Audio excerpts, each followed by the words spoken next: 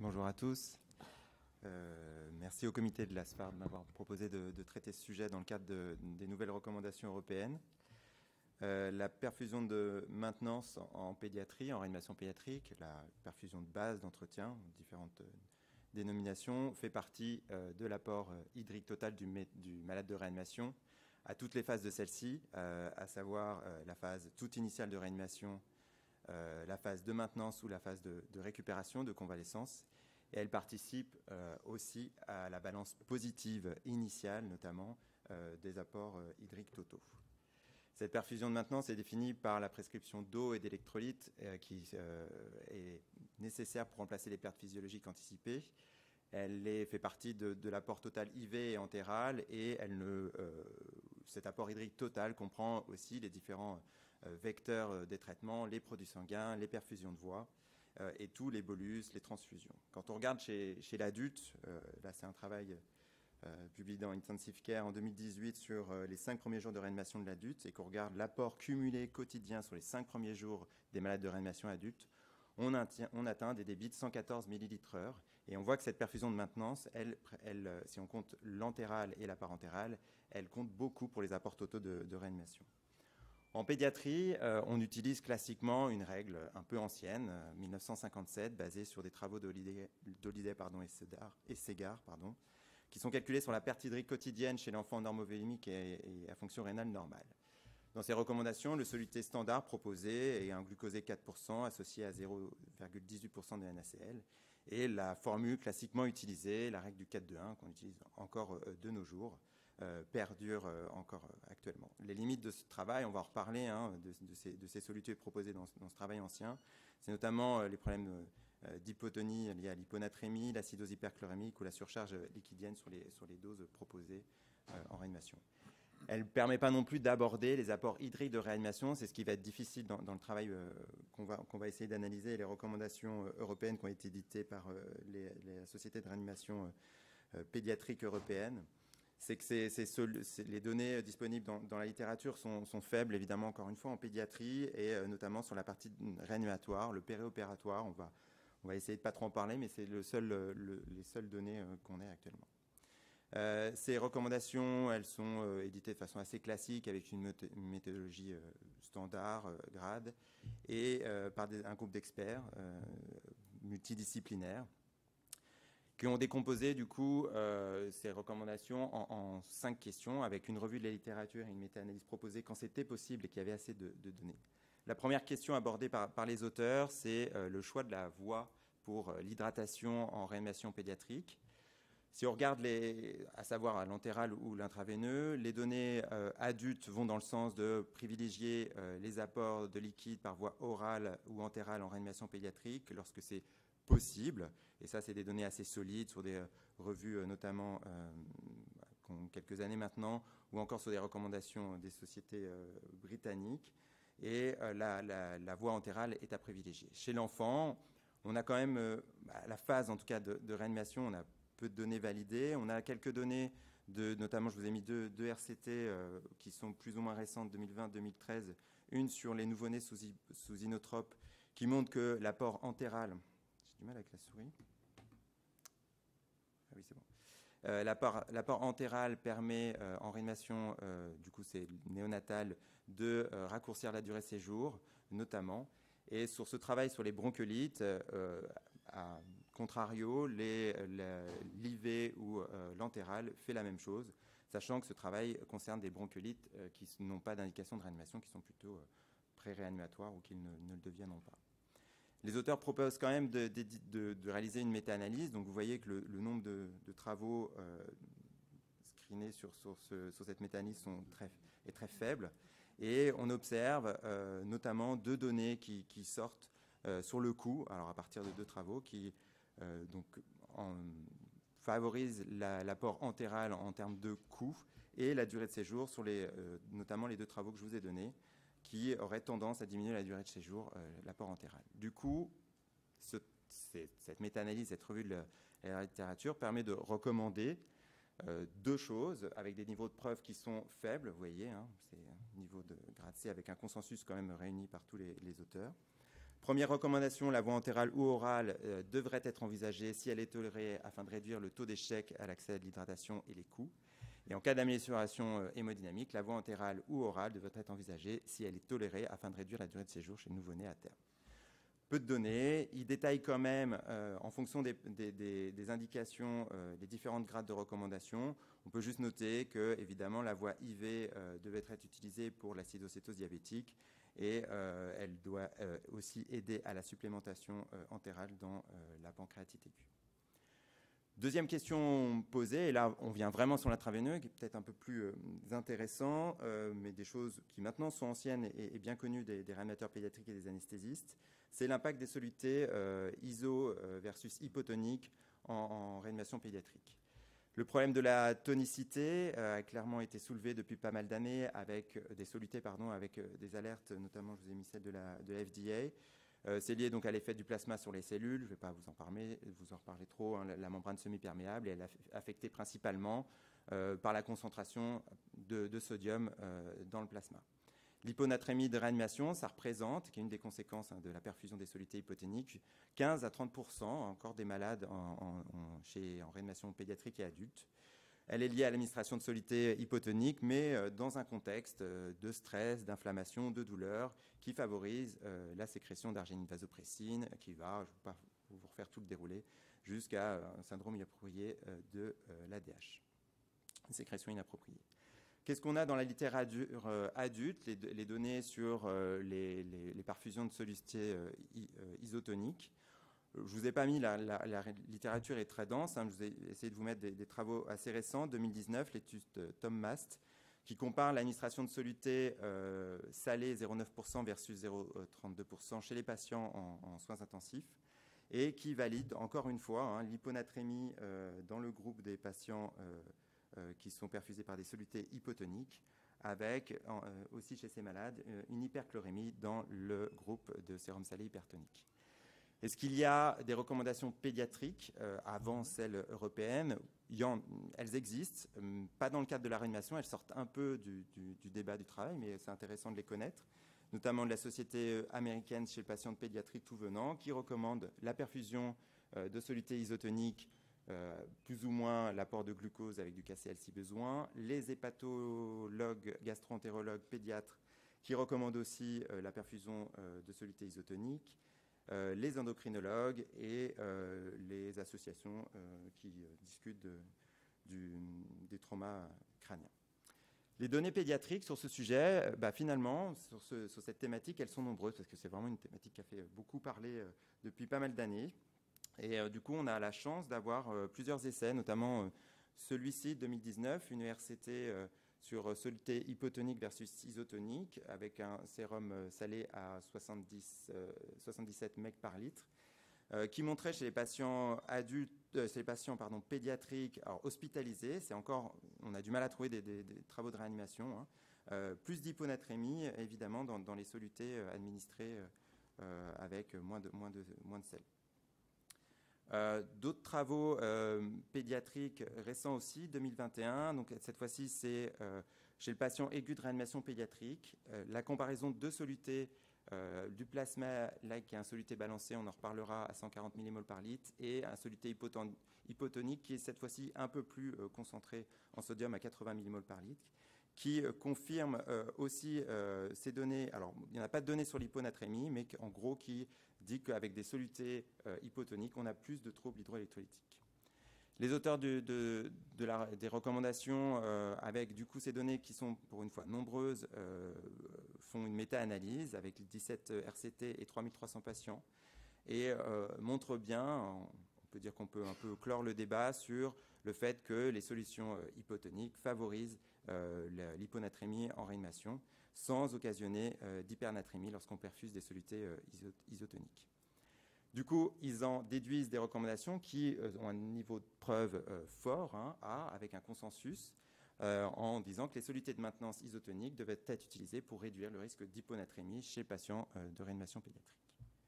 Troisième question des auteurs, et celle-ci elle est encore intéressante puisque pas résolue, vous allez voir, l'impact des solutés balancées en réanimation pédiatrique. L'idée, c'est qu'un des effets délétères de la perfusion de sérum salé dit isotonique, qui en fait est un peu hypertonique, on est quand même à 154 millimoles. C'est l'hyperchlorémie avec une diminution, selon l'équation de Stewart, du SID et une augmentation de la morbidité et de la mortalité en réanimation pédiatrique comme facteur indépendant de l'hyperchlorémie sur des séries assez récentes de 2018. L'acidose hyperchlorémique, c'est quoi le problème? Sans vous refaire non plus tout le détail, ça occasionne probablement donc, une atteinte rénale avec une réduction de la perfusion rénale, une insuffisance rénale aiguë avec une majoration des besoins en expiration extra-rénale. Et aussi, quelque chose qu'on connaît peut-être un peu moins bien, c'est de l'inflammation, avec une augmentation des cytokines pro-inflammatoires, notamment dans les modèles animaux. Il y a d'autres conséquences de l'acidose hyperchlorémique, je vous ai mis les deux plus importantes et justifiées. Les solutés balancées isotoniques, c'est quoi? C'est des solutés qui sont proches de la composition du plasma, qui permettent de diminuer l'excès de chlore dans les solutés isotoniques et de le remplacer par des anions inorganiques et d'éviter la diminution du SID. Il y a plusieurs anions organiques qui sont actuellement disponibles. Certains sont tampons et permettent de générer des bicarres, comme le lactate et l'acétate. J'ai essayé de faire un petit tableau qui résume actuellement ceux qui sont disponibles. En gros, si on regarde les deux principaux, un lactate et acétate, qui sont souvent fournis dans le Ringer. Le lactate a comme particularité d'être métabolisé par le foie et l'acétate, quant à lui, est métabolisé de façon ubiquitaire par les cellules de l'organisme. La particularité du lactate, encore c'est très théorique, il n'y a pas non plus de niveau de preuve là-dessus, c'est la contre-indication de l'insuffisance hépatique, du fait notamment d'une diminution de la perfusion du foie. Il y a des notions aussi de contre-indication d'instabilité hémodynamique par la perfusion d'acétate, mais c'est plus sur des grosses doses d'acétate, notamment des séances de dialyse avec des solutés riches en acétate. Sur ce choix de l'anion organique, parce que ça sera peut-être l'idéal, il y a des solutés balancées, mais il y en a plusieurs, et lequel faut-il choisir? Il y a des gens qui ont essayé de réfléchir, notamment dans cette revue de 2020 publiée dans le BJA, en comparant du coup les deux plus fréquemment utilisés, le lactate et l'acétate comme tampon, ça c'est chez l'adulte. Et ce travail de revue concluait au fait qu'il n'y avait pas assez de données dans la littérature pour conseiller l'un ou l'autre des solutés et que la balance bénéfice-risque de ces solutés restait encore inconnue. On a quand même des données adultes, je ne vous ai pas mis tout, je vous ai mis l'étude SMART 2018, New England, 15 800 patients. Ce travail, c'était comparer les solutés NaCl 0,9% dits isotoniques versus le Ringer lactate ou le plasmalite. Et de regarder les outcomes assez classiques de réanimation, à savoir décès, mise sous épuration extra-rénale ou insuffisance rénale persistance. Et en gros, ce travail mettait en évidence une majoration des complications rénales à l'administration des solutés cristalloïdes, ce qui n'était pas le cas, d'isotonie, ce qui n'était pas le cas avec les Ringer ou le plasmalite. Du coup, il y a quand même pas mal de recommandations adultes plus ou moins fortes sur l'administration des solutés balancées en réanimation adulte. L'ERC le recommande en première intention, mais dit que le NaCl 0,9% est acceptable et propose d'individualiser les solutés balancées en fonction des tampons et des anions organiques, mais sans grosse preuve. Et dans le cas du trauma crânien, le choix du soluté isotonique reste évidemment recommandé. Et finalement, la composition du tampon est peu pertinente dans la littérature. La Survival Sepsis Campaign recommande aussi, dans le cadre du choc septique de l'adulte, l'administration de solutés balancées, mais sans niveau de preuve élevé et basé principalement sur les effets secondaires et notamment rénaux. Et finalement, quand on regarde les données de la littérature sur la mortalité avec les solutés balancées, notamment l'étude SMART, je vous ai montré, Split, Basic et Salted, il n'y a rien qui dit que ça diminue la mortalité, sauf deux méta-analyses assez récentes, dont je vous ai mis les références en bas de ce travail, mais ça ne suffit pas pour appuyer les données. Est-ce qu'il y a des recommandations pédiatriques préexistantes à ce travail de la Société savante européenne? Il y a des données allemandes, des recommandations allemandes sur l'administration de solutés balancées, mais cette fois-ci en périopératoire, qui recommandent, eux, d'utiliser des solutés sans glucose lors des remplissages vasculaires et en pératoire des solutés glucosées, très faiblement glucosées à 1% ou de 5%, avec un tampon acétate pour la perfusion de maintenance. L'ERC et les guidelines pédiatriques du choc septique, elles recommandent aussi l'administration du soluté balancé calqué sur les arguments adultes avec un très très faible niveau de preuve en réanimation. Si on va plus dans les données pédiatriques récentes qui ont servi à l'analyse du travail de la société européenne, je vous ai mis 3 études, dont 2 travaux sur l'acidocétose diabétique. J'ai essayé de cibler des travaux de réanimation pédiatrique qui montrent que l'administration de soluté balancé dans ce travail permet ici de diminuer la durée de séjour dans ce travail sur l'acidocétose diabétique. C'est confirmé aussi dans la rapidité de correction de l'acidocétose diabétique. Et là, c'est un travail sur la déshydratation dans le cadre de diarrhée sévère de l'enfant, où le groupe Ringer permet de récupérer, de guérir plus vite de l'acidose dans ce travail. La méta-analyse proposée par les auteurs, avec 2 questions sur la chlorémie et la durée de séjour. Sur la chlorémie, en poulant les études pédiatriques peu nombreuses, ils ont montré que les solutés balancés versus les solutés balancés n'occasionnaient pas de différence sur le dosage finalement du chlore dans le sang. Par contre, un avantage à la perfusion de solutés balancés sur la durée de séjour des patients en réanimation pédiatrique. À chaque fois, je dis réanimation pédiatrique, mais encore une fois, les études, vous voyez, que je vous montre, ne sont pas forcément des études de patients de réanimation, mais concernent soit des patients à la phase aiguë des maladies, des patients des urgences, soit parfois, ils ont essayé quand même de sortir les patients d'hospitalisation standard. 3e question, donc du coup, ce qu'ils recommandent à la fin, avec des niveaux de preuve moyens, on va dire, c'est que les solutés balancés devraient être privilégiés afin de réduire légèrement la durée de séjour, et que la solution, enfin les solutés qui sont composés du tampon lactate ne doivent pas être envisagées en cas de dysfonction hépatique sévère afin d'éviter l'acidose lactique. 4e question proposée par ces guidelines, par les auteurs, encore moins argumentée, plus difficile à débattre, mais ils ont fait l'effort de ce travail, c'est la composition optimale des solutés. Encore une fois, la perfusion de maintenance, c'est un médicament, donc il faut être sûr de la sécurité et de l'efficacité de ce médicament, mais il faut aussi en connaître la composition avant et en connaître la dose, évidemment. Juste pour nous intéresser, alors on ne va pas détailler toute la composition, mais au moins sur les apports glycémiques en réanimation.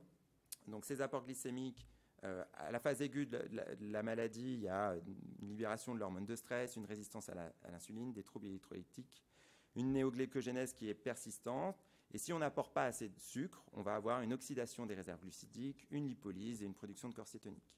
Par contre, à l'excès, et c'est ça aussi qui est dangereux, c'est que si on emporte trop de sucre chez l'enfant gravement malade, et chez l'adulte aussi, on va avoir une augmentation de la lipogénèse, une accumulation dans les tissus adipeux, et on peut avoir jusqu'à une production endogène de CO2 qui va conduire à une hypercapnie. Donc le but de la perfusion de maintenance en réanimation, ça va être de compenser les déficits énergétiques en évitant les hypoglycémies et en évitant les apports excessifs.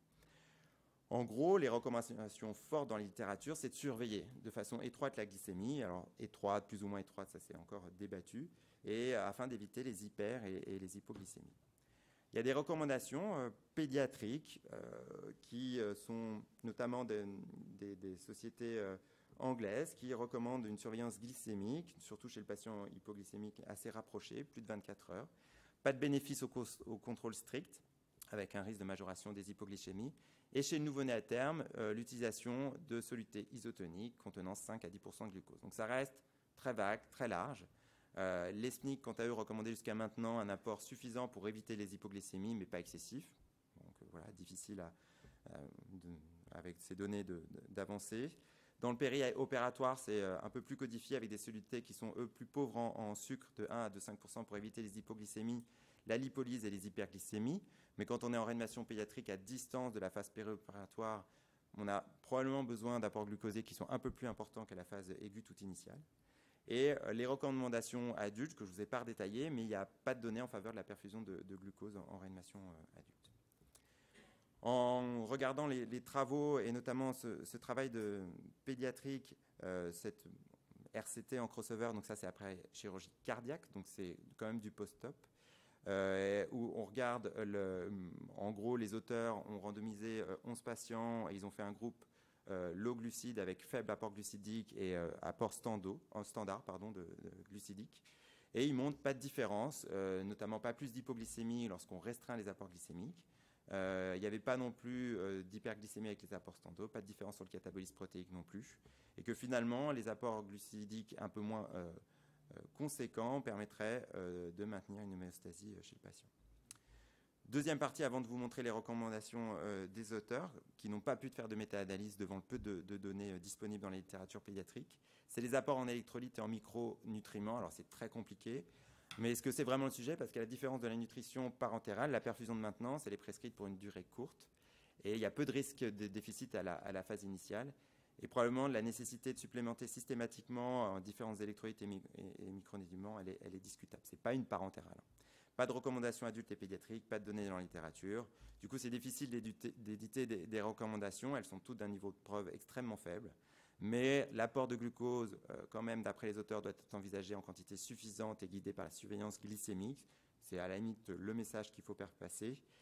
Les apports glucidiques ne doivent pas être excessifs et guidés donc, du coup, par cette surveillance. Il n'y a pas de preuve pour recommander une quelconque supplémentation en différents apports ioniques. L'ajout du potassium doit être envisagé, mais en fonction de la clinique et de la surveillance de la calémie. Et il n'y a pas de preuve pour une supplémentation systématique en vitamines et en oligoéléments dans le cadre de la perfusion de maintenance et d'entretien de réanimation. Dernier message, l'impact de la stratégie restrictive. Ça sort peut-être un peu des recommandations, mais c'est quand même dans l'idée de lutter contre l'apport de surcharge du bilan hydrosodé positif en réanimation. Je vous ai montré un travail adulte au début qui montrait que la perfusion de maintenance, la perfusion de base participait à cette surcharge hydrique. Et on sait que ça augmente la mortalité, que ça prolonge le séjour, que ça fait des complications rénales. Et l'estimation des besoins volumiques, je vous ai montré, c'est basé globalement en pédiatrie sur ces études de 1957. Mais en fait, l'enfant de réanimation, il n'est pas à fonction rénale normale, il n'est pas normoto, il a une pathologie aiguë, il est hypoperfusé, il est déshydraté. Donc tout ça fait que ces recommandations, elles sont probablement pas bonnes. Sans revenir trop en détail sur le travail initial que je vous avais montré en réanimation, c'est juste pour vous montrer l'impact de la place que prend la perfusion de maintenance dans l'apport hydrique total à J1 jusqu'à J5 en réanimation adulte. Donc ça fait partie de cet excès de liquide et donc c'est important de réfléchir. Les données pédiatriques, elles sont faibles, des études observationnelles, prospectives. Je vous ai mis celle-ci de 102 patients publiés dans PCCM sur le fait de la surcharge hydrique qui est présente en réanimation pédiatrique comme chez l'adulte dès le premier jour, avec un retard diagnostique dans plus de 30% des cas dans ce travail. Et la surcharge hydrique pédiatrique, elle est peut-être encore plus gênante que chez l'adulte, notamment chez les petits-enfants. Et ce travail rétrospectif de 177 malades qui montre de façon intéressante que le pic de surcharge hydrique, plus il est précoce, plus le fluid overload en pourcentage est important et plus il est précoce, plus notamment la durée de séjour va être prolongée. Les recommandations adultes sur la restriction des apports hydrosodés, globalement sur la perfusion de maintenance, elles sont surtout basées sur des travaux cette étude-là, cette méta-analyse et cette revue systématique qui montrait en gros que la surcharge hydrique et le bilan hydrique cumulatif positif était associé à une mortalité, mais ça on le sait et c'est aussi validé en pédiatrique. Et si on regarde les données pédiatriques et cette revue assez récente sur laquelle se sont basés les auteurs pour poursuivre leur travail d'analyse, il montre aussi qu'en fait, les patients qui reçoivent une perfusion, on va dire, restreinte de volume en réanimation, ils ont moins de jours de ventilation mécanique et ils ont une durée de séjour qui est plus courte. En reprenant les données, vous voyez, de réanimation pédiatrique, stratégie restrictive, où globalement c'est difficile d'avoir des critères parce qu'il n'y a rien, c'est un peu mélangé, mais en gros l'idée c'est d'être en dessous des objectifs de la règle du 4-2-1 versus les stratégies standards. Sur la mortalité en pédiatrie, ça ne change rien à propos de deux travaux. Sur la variation de l'anatrémie, on est quand même en faveur des solutés, de la perfusion restrictive. Et sur la surcharge hydrosodée, on est en faveur de la perfusion restrictive, évidemment. Il en découle des recommandations de faible niveau de preuve. Ce qui est important, et ça c'est le message à mon avis, c'est prendre en compte la totalité des apports IV entéraux dans le calcul quotidien de la surcharge de nos malades. Éviter la surcharge liquidienne, évidemment, avec un équilibre liquidien positif qui doit être traité le plus tôt possible et éviter la ventilation mécanique du coup et la durée de séjour prolongée. Restriction du volume total de la perfusion d'entretien doit être envisagée, mais le volume et la durée de cette restriction sont complètement incertains. Limiter le volume de la thérapie liquidienne d'entretien.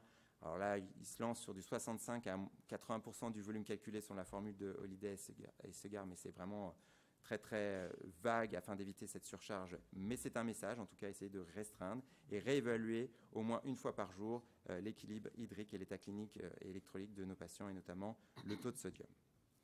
Les limites de ce travail, vous l'avez vu, hein, c'est le manque de preuves, on va dire de preuves solides, avec le manque de données dans la littérature, des recommandations qui ont un niveau du coup assez faible, mais un consensus d'experts, je ne vais pas trop insister, mais à chaque fois, ils sont quand même tous d'accord.